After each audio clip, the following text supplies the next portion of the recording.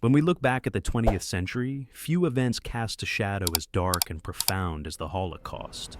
Between 1933 and 1945, the Nazi regime unleashed a campaign of hatred and destruction that aimed to erase an entire people from the face of the earth. But how did a society that once celebrated culture and intellect descend into such cruelty? In this video, we'll explore the rise of Nazism, the horrors of the Holocaust, and the courageous resistance and resilience that emerged amidst the darkest moments of human history. Join me as we uncover the stories, the facts, and the lessons that remain as vital today as ever. In the early 20th century, Germany stood at the forefront of global culture and intellectual thought. It was a hub of innovation in science, philosophy, music, and the arts, and Jewish citizens were deeply woven into this vibrant society. But everything changed with the rise of Nazism. Under Adolf Hitler's leadership, a dark and devastating chapter in human history unfolded. Europe was transformed, and the Jewish people were subjected to the horrors of the Holocaust, the most catastrophic genocide they had ever endured. Throughout the 1920s and 1930s, Jewish communities remained an integral part of European life, even as anti-Semitism persisted and sporadic outbreaks of violence occurred. From bustling cities to quiet rural towns, Jewish populations were present across the continent. In Germany, they played vital roles in every aspect of society, as scholars, artists, and political figures, but also as everyday citizens, teachers, doctors, farmers, and shopkeepers who helped shape the fabric of the nation. During this period, a radical political movement began to gain momentum in Germany. Known as the National Socialist German Workers' Party, or the Nazis, they promoted an aggressive racist form of nationalism.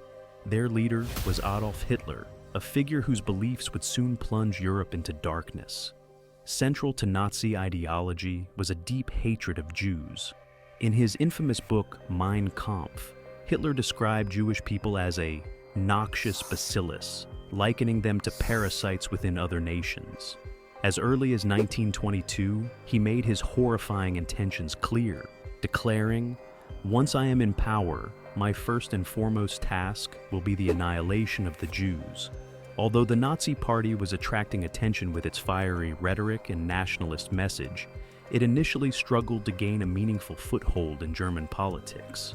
Throughout the 1920s, Hitler's movement remained on the fringes, unable to secure significant power in the Reichstag, Germany's parliament. That began to change dramatically after 1929, when the global economic collapse triggered by the Wall Street crash sent shockwaves through Germany's already fragile economy. Unemployment soared, poverty spread, and confidence in democratic institutions plummeted. Amid this widespread social and economic despair, the Nazis capitalized on the chaos. They offered simple answers to complex problems, blamed scapegoats, particularly Jews and communists, and promised to restore Germany's former glory. As political factions grew increasingly polarized and the government became paralyzed by division, more and more Germans turned to the Nazi Party, believing it to be the only force capable of restoring order and stability. In January 1933, Adolf Hitler was appointed Chancellor of Germany, a turning point that would mark the beginning of a dramatic and dangerous transformation. Just 1 month later, a mysterious fire broke out in the Reichstag, the German parliament building.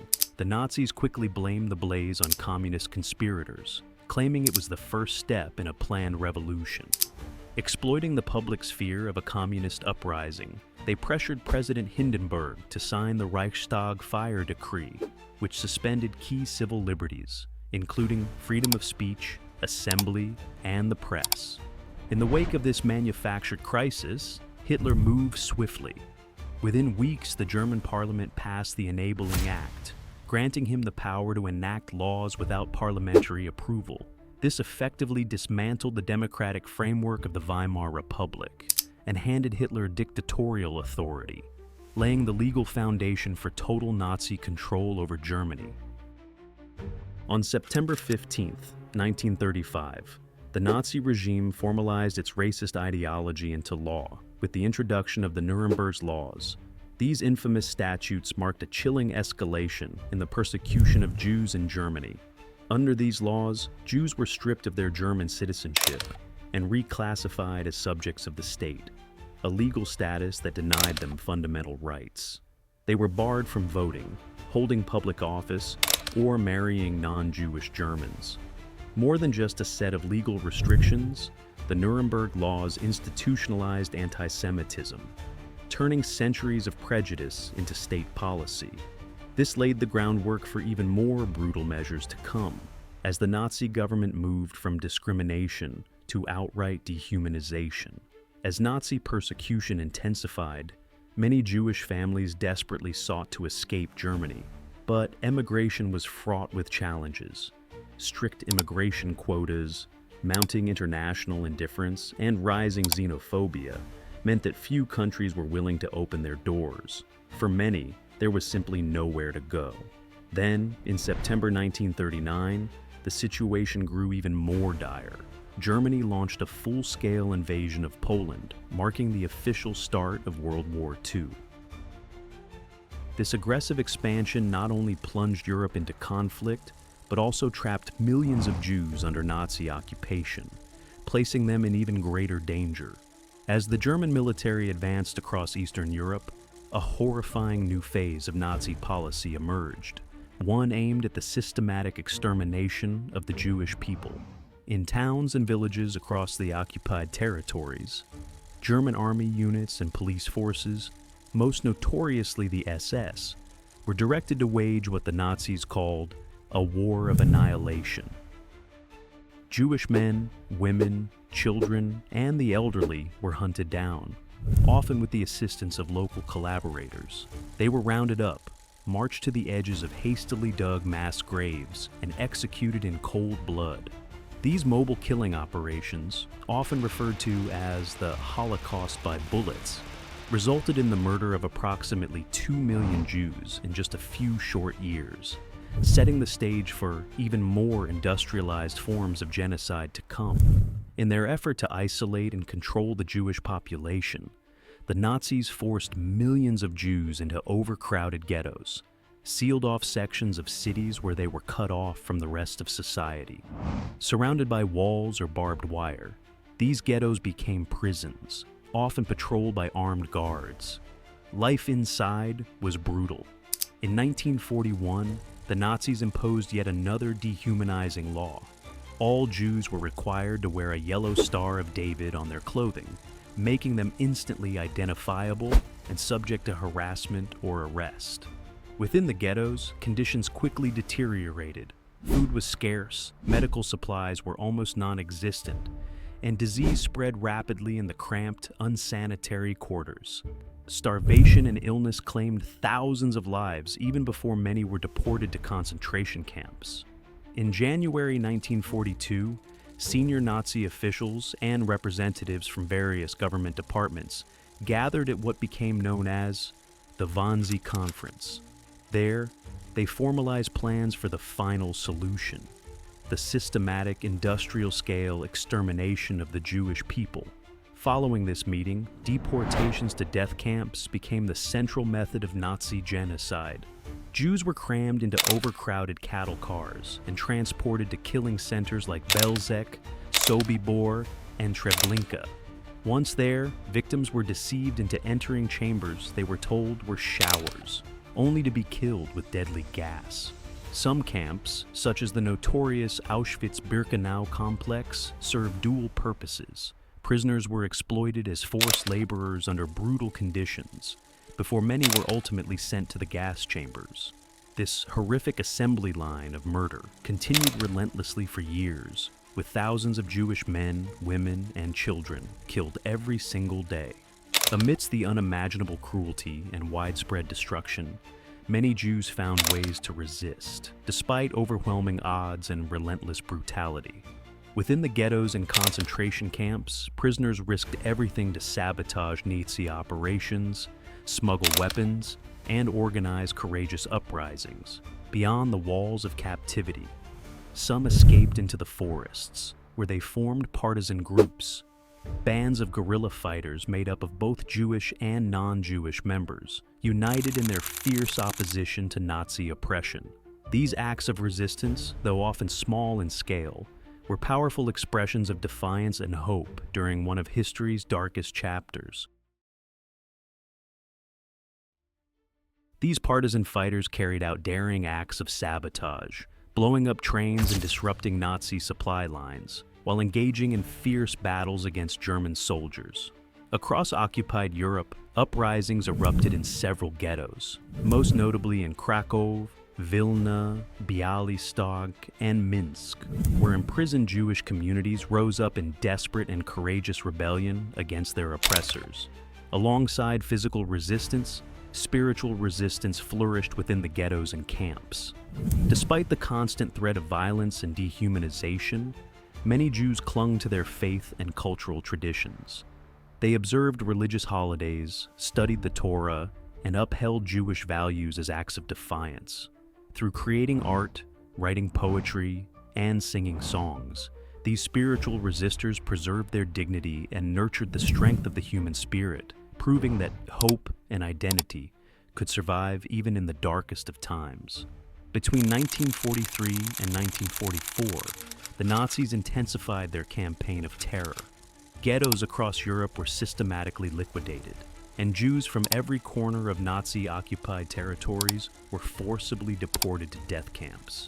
There, countless men, women, and children were murdered as part of the regime's relentless drive to carry out the final solution.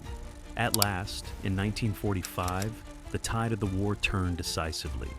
The Soviet army reached and liberated Auschwitz, exposing the full horrors of the Nazi death camps to the world. Meanwhile, American forces crossed the Rhine River, pushing deep into Germany. By April, the Allied armies had encircled Berlin.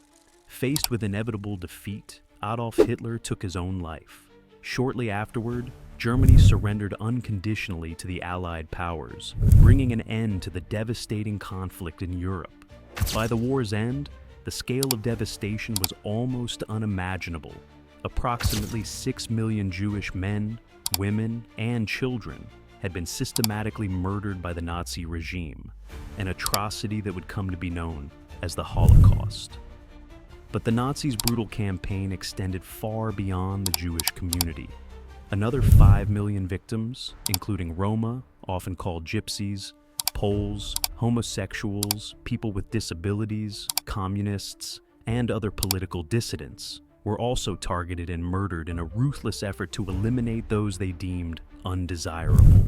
Entire villages, cities, and towns across Europe that had once been vibrant centers of Jewish life were left empty and silent. For the survivors who managed to escape the camps, returning home often brought new hardships. Many found their homes and properties seized or destroyed, frequently taken over by neighbors who refused to return them. Without legal means to reclaim their belongings or restart their lives, countless survivors became refugees, displaced persons with nowhere to go. Many spent months or even years in displaced persons camps before eventually rebuilding their lives, establishing new, thriving Jewish communities in places like the United States of America and the land of Israel. These new beginnings stand as powerful testaments to resilience and hope in the aftermath of unimaginable loss. The Holocaust stands as one of the darkest and most horrific chapters in human history. A brutal, methodical campaign of persecution and mass murder, orchestrated by the Nazi regime and their collaborators. Their goal was chillingly clear: the complete and systematic annihilation of the Jewish population across Europe. This genocidal effort wasn't spontaneous or chaotic. It was a calculated industrial-scale operation involving government agencies, military forces, and countless individuals who carried out orders with devastating efficiency. The scale of death and destruction that resulted is almost beyond comprehension. Millions of innocent lives were extinguished in ghettos, mass shootings, and extermination camps, places designed solely for murder. The Holocaust reshaped the world's understanding of evil, prejudice, and human rights, serving as a solemn reminder of the catastrophic consequences when hatred is allowed to grow unchecked. In the decades following the Holocaust, Jewish communities around the world have dedicated themselves to a profound mission of remembrance, healing, and renewal. They have worked tirelessly to care for survivors, providing support, medical care, and a sense of belonging to those who endured unimaginable suffering.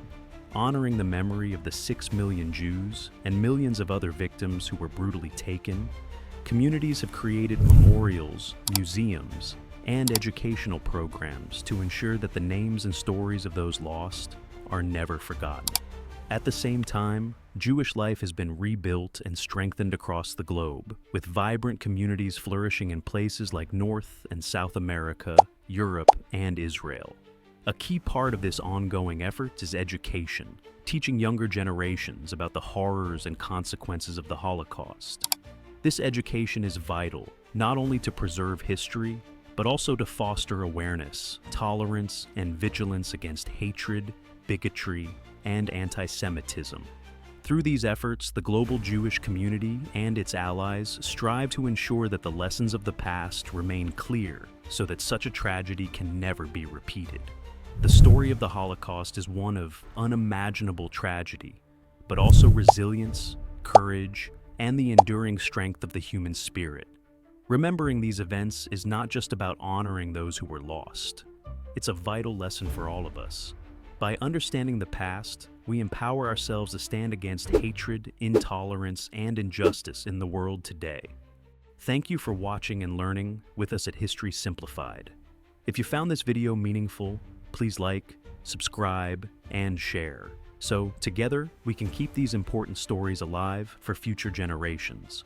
Also, watch this video if you would like to learn more about what actually happened in World War I.